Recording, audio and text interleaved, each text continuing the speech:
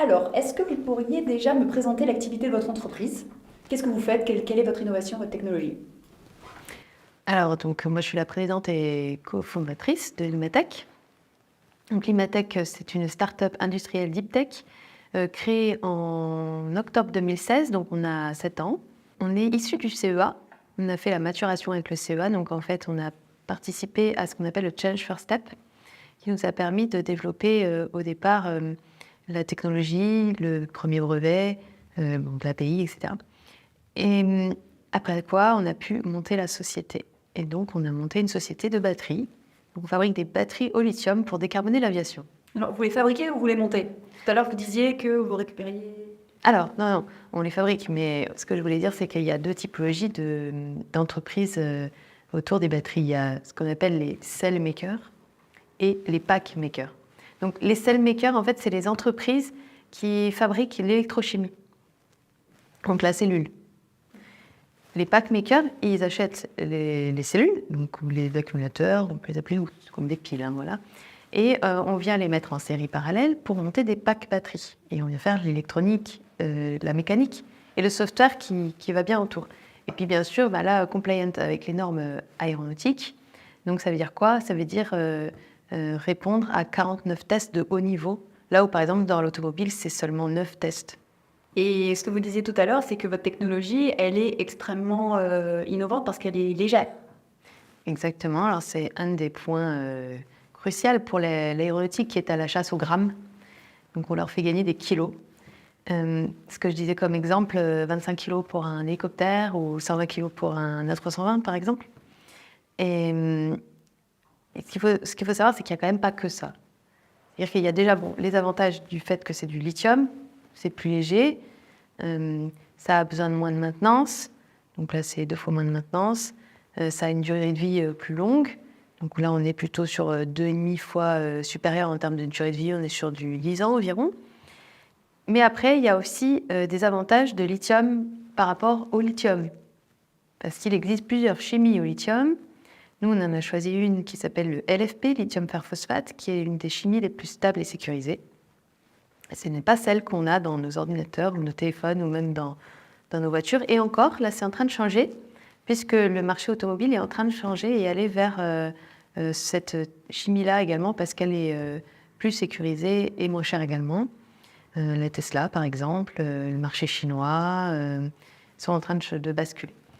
Donc, le LFP, c'est quand même 2 fois moins puissant environ que les chimies utilisées aujourd'hui, le plus couramment, qui sont NMC ou LCO. Mais vu que c'est plus stable, il n'y a pas besoin pour l'aéronautique de mettre, par exemple, un sarcophage mécanique autour de la batterie pour venir contenir les emballements thermiques. Parce que le problème, quand on commence à venir mettre de la grosse mécanique autour pour pouvoir contenir un emballement thermique, c'est que ça rajoute du poids à la fin. Et donc, si on prend même un accumulateur moins puissant, on n'a pas besoin de rajouter ce poids. La finalité de la batterie, c'est qu'elle est plus performante. Donc là, vous avez un produit qui va faire des tests, mais qui est presque sur le marché. Mm. Vous êtes basé à Toulouse et vous êtes dit, il faut qu'on aille aussi à l'étranger. On n'est pas que basé à Toulouse, on est basé à Toulouse, à Grenoble et à Paris. D'accord. On a déjà 3 implantations aujourd'hui. Donc le siège est à Toulouse. La première usine, et d'ailleurs on est lauréat France 2030 également, est à Grenoble, enfin dans la banlieue, à Voreppe très exactement. Et on a une cellule financière à Paris. Et on ne s'est pas dit comme ça, bon, et tiens, si on allait à l'étranger, mais dis donc, déjà, Business France nous a permis des opportunités. On a pu aller rencontrer Boeing grâce à eux. Donc vous étiez plus là sur le marché américain, enfin, vous regardiez plus le côté marché américain. Forcément, pour l'aéronautique, il y a quand même l'Europe, les États-Unis, c'est quand même les 2 majeurs players aujourd'hui. Et puis, on s'est dit, qu'est-ce qu'il y a d'autre? Et on savait qu'il y avait aussi les marchés au milieu sévère, tout ce qui est secteur sévère.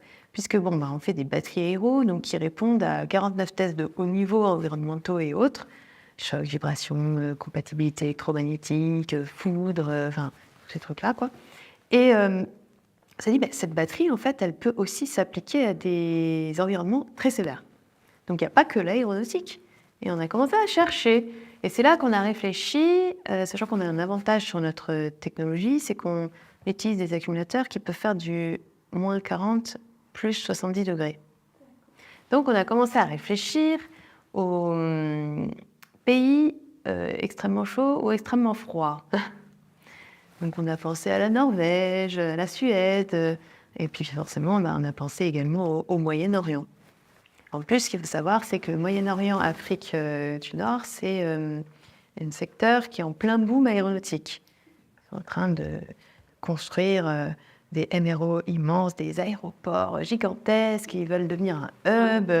Voilà, donc là, il y a vraiment beaucoup de projets qui se font et c'est 50% de la nouvelle flotte, enfin des nouvelles ventes, c'est 50% là-bas en fait. Par exemple, toutes les ventes Boeing, Airbus, 50% de leurs ventes, c'est au MENA. Donc, Et les produits restent fabriqués en Europe, enfin, aux États-Unis pour Boeing. oui, bien sûr, mais ce que je veux dire, c'est que les avions sont vendus là-bas. Donc, il va y avoir des grosses flottes à rétrofisser avec des batteries au lithium. À côté de ça, on a justement ces secteurs sévères. Et on s'est dit, bah, tiens, allons voir. Alors, je ne suis pas allée de moi-même, mais par contre, c'est une personne de Business France qui m'a contactée sur LinkedIn. Un petit message, voilà, on cherche des entreprises, des startups pour participer à l'accélérateur, Business France, etc. Donc quelqu'un qui vous a démarché pour le programme Booster. Un petit message sur LinkedIn pour le programme Booster. Et bon, moi, je ne savais pas du tout ce que c'était, mais bon, c'est Business France, on est en confiance, on a déjà fait plein de choses avec donc voilà. Je lui réponds, je pose des questions.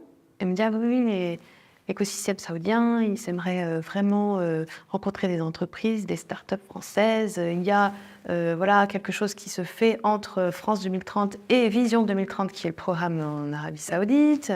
Ils cherchent voilà, des startups dans l'énergie, dans l'aéronautique, enfin à peu près partout, quelque part. Et qu'ils sont en plein boom industriel là-bas. Donc, je me suis dit, pourquoi pas, allons voir. Donc, on s'est inscrit. On a fait pendant 4 mois des réunions en visio, on a préparé le terrain avec des équipes là-bas sur place. On a rencontré énormément de monde de l'écosystème, notamment des compagnies aériennes de là-bas. On a rencontré le gouvernement aussi, des membres du gouvernement. On a rencontré des industries. Et justement, on a rencontré par exemple Ma'aden, qui est du secteur minier. Ils font de l'extraction d'aluminium et pas que, enfin, ils font de l'extraction de phosphate, ils font de l'extraction de plein de choses. Et donc, ça nous a permis de leur poser la question. Et c'est là qu'on s'est rendu compte qu'ils utilisaient des batteries au nickel-cadmium, eux aussi, comme dans l'aéronautique. Et donc, là, nous, on sait qu'en Europe, il y a une dérogation spéciale pour utiliser ce type de batteries, puisqu'elles sont toxiques. Il y a du cadmium dedans, c'est CMR, cancérigène, mutagène, réprotoxique. On s'est dit, tiens, eux aussi, ils utilisent ça, mais pour quelle raison, etc. Dans plusieurs domaines, ça peut être pour leurs engins, ça peut être pour des batteries de secours aussi. Il ne faut pas que la mine s'arrête, donc il y a aussi des batteries de secours. Et comme là-bas, les températures sont extrêmes, il y a du sable, il y a beaucoup de choses en fait là-bas qui peuvent être embêtantes. En fait, ils utilisent cette technologie parce que c'est la plus adaptée aujourd'hui qui existe. Voilà. Donc c'est là que vous vous êtes rendu compte que vous pouviez à la fois servir un nouveau marché territorial et également un nouveau marché. On a découvert aussi encore d'autres nouveaux marchés. Ils ont cette envie d'industrialiser tout court leur pays, de mettre des éoliennes, de mettre du solaire. Pour tout ça, ils vont avoir besoin de conteneurs batteries et des quantités assez astronomiques pour la taille du pays.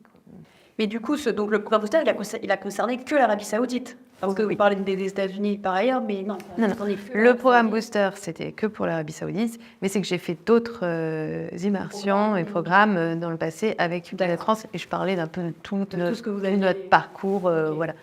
Et du coup, sur ce programme sur l'Arabie Saoudite, vous en avez tiré quoi comme bilan? Qu'est-ce que ça vous a permis de faire, de rembourser, Alors, c'est un bilan très positif. On a pu, comme je disais, rencontrer tout l'écosystème.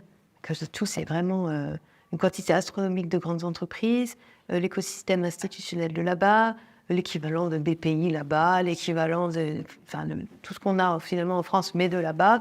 On a pu découvrir une nouvelle culture, comprendre un peu comment ils fonctionnaient. On a été beaucoup aidés par Business France à ce niveau-là, qui nous ont expliqué comment ils fonctionnaient, parce que c'est vrai que des fois, on ne comprenait pas tout. Et donc, ce que ça nous a apporté, aujourd'hui, c'est un nouvel écosystème, des contacts extraordinaires avec beaucoup d'entreprises de là-bas et des institutionnels aussi. Et puis des discussions qui vont mener peut-être vers des contrats commerciaux avec des entreprises de là-bas, avec bien sûr le monde aéronautique, peut-être des nouveaux marchés comme le secteur minier, et puis des potentialités aussi au niveau de peut-être le montage d'une usine là-bas, peut-être eux, ils montent une usine et nous, on leur apporte de la technologie. Voilà, tout est ouvert aujourd'hui, on est dans ces discussions. Donc oui, ça nous a beaucoup apporté. Et ça, en fait, s'il n'y avait pas eu ce programme Booster, vous n'auriez peut-être pas eu accès à tous ces gens-là, ou est-ce que... Clairement, non. Parce que le monde de l'aéronautique, malgré tout, c'est quand même un petit monde aussi. Est-ce que voilà, c'est quelque chose que vous auriez pu pénétrer malgré tout, peut-être avec un peu plus de temps Alors, le monde aéronautique, oui. On aurait pu, avec plus de temps, bien sûr. Et ça, oui, parce que c'est un petit monde. Il y a juste à faire les salons pour rencontrer les personnes, finalement. Et on l'avait déjà fait. On avait déjà fait les salons, tous les MRO. On a fait le MRO de Singapour, le MRO Dubaï, le MRO Europe. Il n'y a que le MRO USA qu'on n'a pas encore fait, mais qu'on va faire, voilà. Donc ça, oui. Bon, ça, c'est un moyen. Je pense qu'à terme, on y serait arrivé. Non, là, ce que ça nous a ouvert, c'est des nouvelles potentialités. On a un nouveau marché potentiel. On a des nouveaux partenariats potentiels. Ça nous a montré qu'on a compris la stratégie du pays, d'Arabie Saoudite. On a compris qu'on faisait partie, finalement, de leur stratégie. Voilà, puisqu'ils focus sur la partie packmaker. C'est-à-dire que dans leur stratégie, ils souhaitent intégrer le packmaking dans leur pays, pour tous leurs besoins au niveau stationnaire, éolien, automobile, etc., etc. Donc ça répond à un besoin et ça match en fait. Alors ils ont ce besoin-là. Alors nous, on répond parce qu'on a le produit, on a l'innovation, on a quelque part une réponse à leur donner à ce niveau-là. La seule chose qu'on n'a pas, c'est l'usine grande série, que ça, on ne sait pas faire. Aujourd'hui, on est une start-up. On est sur un petit marché, un marché de niche, aéronautique, et on ne fabrique pas des grandes quantités. Donc on ne saurait pas demain faire une usine pour faire de la grande quantité. Et là, vous venez faire une levée de fonds. Alors, on est en cours. Alors, on en fait à peu près chaque année, mais... Alors, on parle de laquelle? La plus récente, du coup. La plus récente. Elle vise à quoi? Alors, on en a fait une en décembre 2022. Et là, on est en cours d'une nouvelle. Vous envisagez une production de combien? Alors, aujourd'hui, on a une capacité de 500 batteries par an. Oui, donc vous raisonnez par flotte, pardon. Oui, par flotte, oui.